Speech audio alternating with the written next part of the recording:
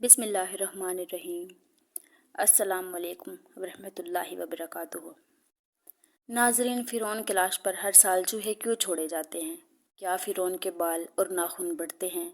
فرعون کی لاش کب، کیسے اور کہاں سے ملی؟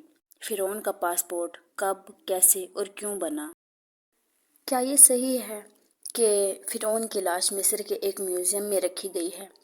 کیا وہ اب بھی لاش ہے یا کوئی ایک ممی ہے؟ کیا اللہ رب العزت نے قرآن مجید فرقان حمید میں ارشاد فرمایا کہ اس کی لاش قیامت تک رکھی جائے گی؟ اس حوالے سے عیسائیوں اور یہودیوں کا کیا عقیدہ ہے اور مسلمانوں کا کیا عقیدہ ہے؟ یہی ہماری آج کی ویڈیو کا موضوع ہوگا، اور آج ہم آپ کو فرعون کے غرق ہونے اور اس کی لاش کے حوالے سے حیران کن حقائق بتائیں گے۔ مگر ویڈیو کے سٹارٹ ہونے سے پہلے ہمارا چینل اسلام وتھ ماہی سبسکرائب کریں تاکہ ہر آنے والی معلوماتی ویڈیو آپ تک بآسانی پہنچ سکے۔ ناظرین، سال 1891 سے پہلے اس دنیا کا کوئی انسان نہیں جانتا تھا کہ خدائی کا دعویٰ کرنے والے فرعونوں کی لاشوں کا کیا ہوا تھا، یا ان کی باقیات کہاں ہیں، یا وہ کہیں ہیں بھی یا نہیں۔ تمام آسمانی کتابوں میں واقعے کا ذکر تفصیل اس چیز سے ملتا ہے کہ اللہ تعالیٰ کے پیغمبر حضرت موسیٰ علیہ السلام اور بنی اسرائیل قوم کا پیچھا کرتا ہوا ایک فرعون پانی میں غرق ہو کر اپنی فوج سمیت مر گیا تھا۔ حضرت موسیٰ علیہ السلام اور ان کی قوم کو پانی نے بھی اللہ کے حکم سے راستہ دے دیا تھا، مگر اس کے بعد اس کا کیا ہوا تھا، اس بارے میں کسی بھی کتاب میں نہیں لکھا ہوا، مگر قرآن مجید فرقان حمید میں اس کے انجام کے بارے میں ایک بہت ہی عجیب بات لکھی گئی جس کی کسی کو سمجھ نہیں تھی۔ قرآن پاک کی سورۃ یونس کی آیت نمبر 92 میں اللہ رب العزت نے ارشاد فرمایا کہ سو آج ہم تیری لاش کو نجات دیں گے تاکہ تم ان کے لیے نشان عبرت ہو جو تیرے بعد ہیں، اور حقیقت یہ ہے کہ بہت سے آج بھی ہماری نشانیوں سے غافل ہیں۔ ناظرین، یہ واقعہ آج سے 3500 سال پہلے پیش آیا تھا۔ فرعون کے ڈوب مرنے کے بعد سمندر نے اس کی لاش کو اللہ رب العزت کے حکم سے باہر پھینک دیا، جبکہ باقی لشکر کا کوئی نام و نشان نہ ملا۔ مصریوں میں سے ایک شخص نے ساحل پر پڑی فرعون کی لاش کو پہچان کر اہل دربار کو بتایا۔ فرعون کی لاش کو محل پہنچایا گیا۔ درباریوں نے مسالے لگا کر اسے پوری شان اور احترام کے ساتھ تابوت میں رکھ دیا۔ ہنود کے عمل کے دوران ان سے ایک غلطی ہو گئی۔ فرعون کیونکہ سمندر میں ڈوب کر مرا تھا اور مرنے کے بعد کچھ عرصہ پانی میں رہنے کی وجہ سے اس کے جسم پر سمندری پانی کی ایک تہہ جمی رہ گئی تھی۔ مصریوں نے اس کی لاش پر وہ تہہ اسی طرح جمی رہنے دی اور اسے اسی طرح ہنود کر دیا۔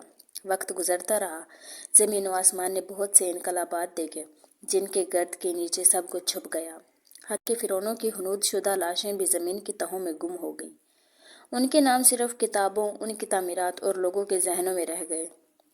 اس واقعے کے تقریباً 2000 سال بعد اس دنیا میں اللہ تعالیٰ کے آخری نبی آخر الزمان جناب محمد مصطفیٰ صلی اللہ علیہ وآلہ وسلم تشریف لائے۔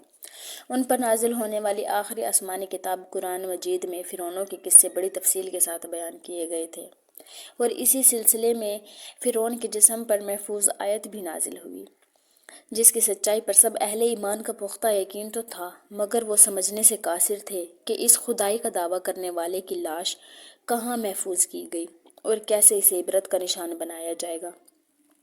ناظرین، سال 1871 میں مصر کے ایک شہر الغورنیہ سے تعلق رکھنے والے غریب اور معمولی چور احمد عبد الرسول کو فرعون کی ہنود شدہ لاشوں کی طرف جانے والے خفیہ راستے تک رسائی مل گئی۔ ناظرین، احمد عبد الرسول نوادرات چوری کر کے بیچا کرتا تھا۔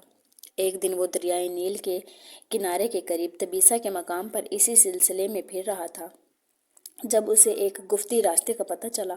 وہاں وہ نوادرات کی چوری کے لیے جگہ کھود رہا تھا کہ اسی دوران اسے کچھ لوگوں نے پکڑ لیا اور پولیس کے حوالے کر دیا۔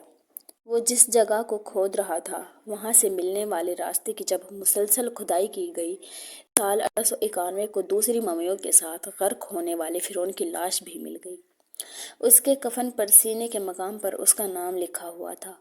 ان ممیوں کو ماہرین قاہرہ لے گئے۔ جب ان ممیوں کا تفصیل سے جائزہ لیا گیا تو فرعون والی بدذات ممی سمندری نمکیات کی وجہ سے تصدیق ہو گئی کہ یہ وہی فرعون ہے جسے اللہ رب العزت نے پانی میں غرق کر کے بدترین انجام سے ہمکنار کیا تھا۔ ناظرین، یہ بہت بڑا واقعہ تھا۔ اس کی تصدیق کے لیے دنیا بھر کے ماہرین آثار قدیمہ اور سائنسدان مصر کی طرف جانے لگے، اور مختلف سائنسز کرنے کے بعد دنیا بھر کے سائنسدانوں نے تصدیق کر دی کہ دوسری سب لاشوں کی نسبت صرف فرعون کی لاش پر ہی سمندری نمکیات کی تہ جمی ہوئی ہے۔ اس تصدیق کے بعد اسے فرعون کی لاش قرار دے کر اسے عجائب گھر میں محفوظ کر دیا گیا۔ سال 1982 میں فرعون کی لاش خراب ہونے لگی تو اس وقت کی مصری حکومت نے فرانس کی حکومت کو درخواست کی کہ فرعون کی ممی کو خراب ہونے سے بچایا جائے۔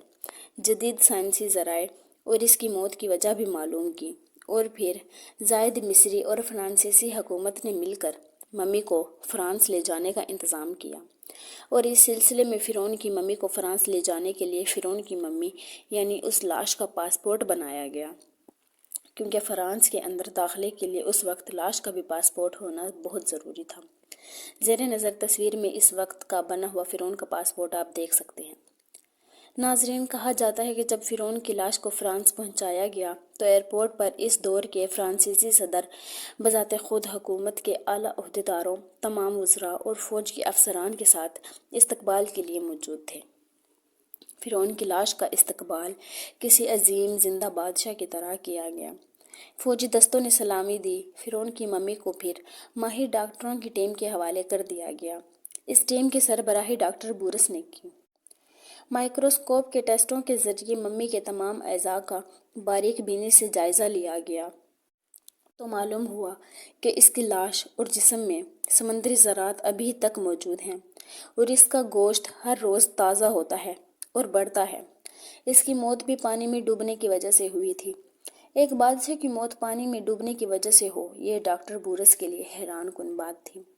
اس نے اس ممی کے بارے میں مزید جاننے کی کوشش کی تو اسے معلوم ہوا کہ اس بادشاہ کی موت کے حالات مسلمانوں کے امام الانبیاء آخر الزماں جناب محمد رسول اللہ صلی اللہ علیہ وآلہ وسلم پر اترنے والی کتاب قرآن مجید میں تفصیل سے درج ہے۔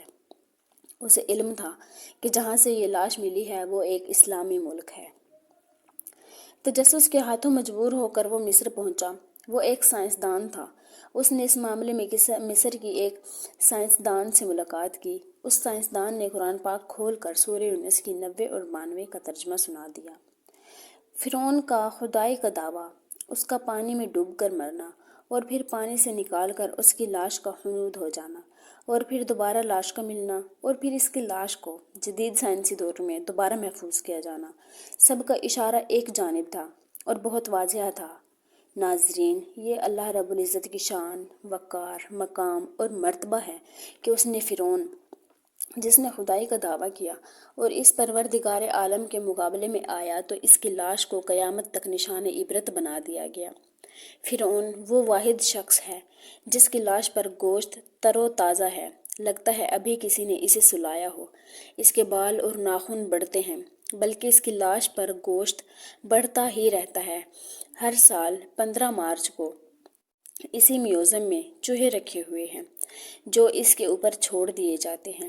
وہ اس کا بڑا ہوا گوشت کھا جاتے ہیں، اور پھر اس کی ڈریسنگ کی جاتی ہے اور اس کو دوبارہ شیشے میں رکھا جاتا ہے۔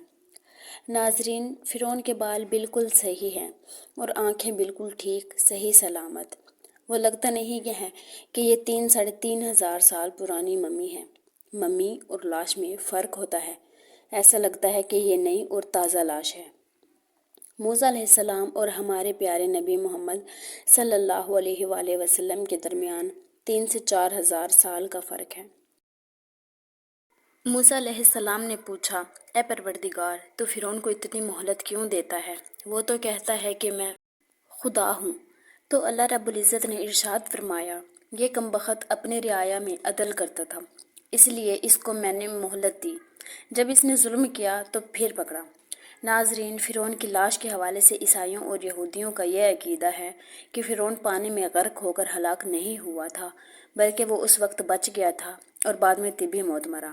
اور قرآن مجید کی آیات بینات کے مطابق مسلمانوں کا یہ عقیدہ ہے کہ فرعون کو اللہ رب العزت نے پانی میں غرق کر دیا تھا اور قیامت تک اس کی لاش کو نشان عبرت بنا دیا۔ ناظرین، فرعون کی ممی نہیں بلکہ لاش ہے۔ فرعون کی لاش ایسے محفوظ کر کے دنیا کے سامنے لا کر رکھ دی گئی ہے کہ انٹرنیٹ کے ایک کلپ پر، رسائل و جرائد پر، ٹی وی چینلز پر اور عجائب گھر میں اربوں انسانوں کی آنکھوں کے سامنے پیچیدہ اور قابل ترس حالت میں موجود ہے، عبرت کے لیے، کہ سوچنے کے لیے کہ عبادت کے لائق اور ہمیشہ رہنے والا وہی ہے جو سب کا خالق، مالک اور رازق ہے۔ ڈاکٹر بورس نے آیت کا ترجمہ سنا تو اس وقت ہی پکار اٹھا، اللہ سچا ہے اور اللہ کا نبی امام الانبیاء آخر الزماں جناب حضرت محمد صلی اللہ علیہ وآلہ وسلم سچے ہیں۔ کلمہ پڑھا اور مسلمان ہو گیا۔ ناظرین، اسی امید کے ساتھ اجازت دیں کہ آپ کو ہماری ویڈیو پسند آئی ہوگی۔ ملتے ہیں ایک نئی تاریخی، تحقیقی اور معلومات کی ویڈیو کے ساتھ۔ اجازت دیں۔ اللہ حافظ۔